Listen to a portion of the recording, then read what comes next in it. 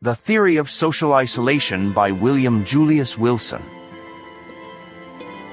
The Theory of Social Isolation by William Julius Wilson is a powerful concept that explains why certain urban communities, particularly those predominantly made up of African American populations in the U.S., experience higher levels of poverty, lack of opportunity, and limited social mobility. Wilson, a renowned sociologist, saw that while many other communities were able to grow economically and socially, some urban neighborhoods seemed stuck in a cycle of poverty, joblessness, and social challenges. To understand why this happens, Wilson examined how these communities became isolated over time from the resources, opportunities, and support that are essential for thriving. Wilson's work helps us understand that social isolation is not simply about living in poverty. It is about being cut off from the larger society in ways that make it difficult to change one's circumstances. Social isolation leads to a separation from things like good education, well-paying jobs, and supportive networks. Over time, this creates environments where opportunities for success are few, and individuals become disconnected from society's economic and social systems. To understand how Wilson came to his theory, let's break down the background and details of social isolation, what it means for individuals and communities, and how it continues to impact society today. The theory of social isolation developed as Wilson studied cities like Chicago, which, over the years, saw many African American families moving in search of better lives, especially during and after the Great Migration in the 20th century. For a while, families found jobs and could work in industries like manufacturing. However, things changed in the late 20th century as economic shifts led to fewer jobs in these areas, leaving entire communities without stable employment. For Wilson, these changes in the economy were critical because they meant that a significant number of people were left without opportunities for upward mobility. Manufacturing jobs that did not require advanced education and were once plentiful started disappearing.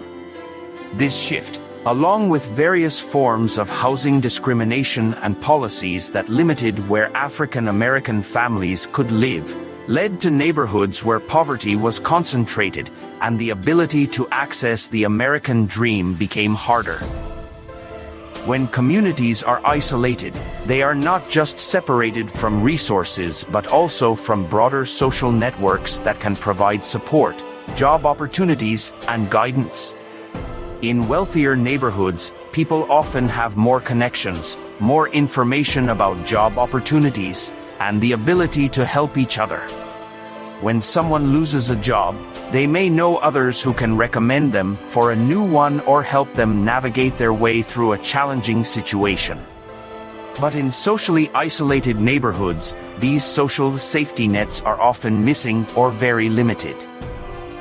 Wilson noticed that over time, children growing up in isolated neighborhoods face different realities from those in more connected communities. They may not see examples of people with steady jobs, leading them to believe that success and stability are out of reach. Schools in these neighborhoods are often underfunded, and the lack of resources means that many children do not receive the same quality of education as children in wealthier areas. As a result, they are at a disadvantage when it comes to competing for higher education and good jobs later in life. Wilson's theory of social isolation also touches on how society views and interacts with these neighborhoods.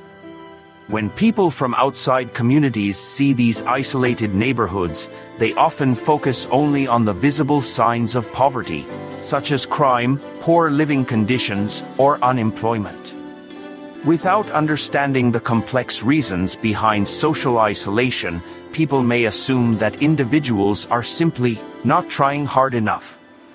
This judgmental view can add to the isolation because it reinforces stereotypes and leads to less investment in these communities. creating a cycle that is difficult to break.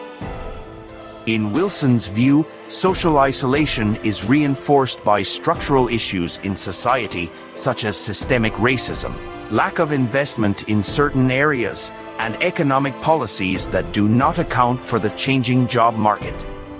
It is not enough to tell people to pull themselves up by their bootstraps when there are very few opportunities to get a good education or a decent job in the first place. Without addressing these underlying issues, we cannot expect individuals in socially isolated communities to thrive at the same level as those who have access to resources and opportunities.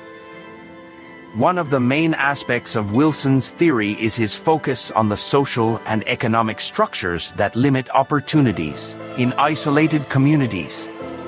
He argues that if we want to address the problem of social isolation, we must look at how society is organized, including how resources are distributed, how schools are funded, and how jobs are made available in different neighborhoods. By addressing these larger structures, Wilson suggests that we can begin to make real change in communities that have been isolated for decades. Wilson's work challenges us to think about social problems not as individual failures but as societal issues that require collective solutions. He believed that policies aimed at increasing job opportunities, improving education, and reducing discrimination are essential for breaking the cycle of social isolation. When people have access to jobs, quality education, and support systems, they are more likely to succeed and contribute positively to society. This approach moves away from blaming individuals and instead focuses on changing the conditions that create isolation in the first place. Today, the theory of social isolation is as relevant as ever. Many communities in urban and even some rural areas continue to face isolation from resources and opportunities. The rise of technology and the internet has helped to some extent by allowing people to connect and access information, but for communities facing economic and social challenges, access to technology alone is not enough. The need for comprehensive policy changes that address job creation, education reform, and housing discrimination remains critical.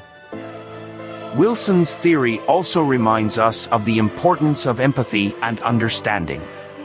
When we see communities facing challenges, it can be easy to judge without fully understanding the complex factors at play. Wilson encourages us to look deeper and to recognize that social isolation is often the result of systemic issues, rather than personal failures. By addressing these systems, we can create a society that offers more equal opportunities for everyone, regardless of their background or where they live. In summary, the theory of social isolation by Julius Wilson sheds light on how and why certain communities are cut off from resources, opportunities, and support systems that are essential for personal and economic success. Wilson's work shows us that breaking the cycle of social isolation is not about blaming individuals but about understanding and addressing the social, economic, and structural forces that contribute to isolation. By changing these systems, we can create a world where everyone has a fair chance at success. If you enjoyed learning about this important concept and want more content like this, do not forget to like, subscribe, and share this video.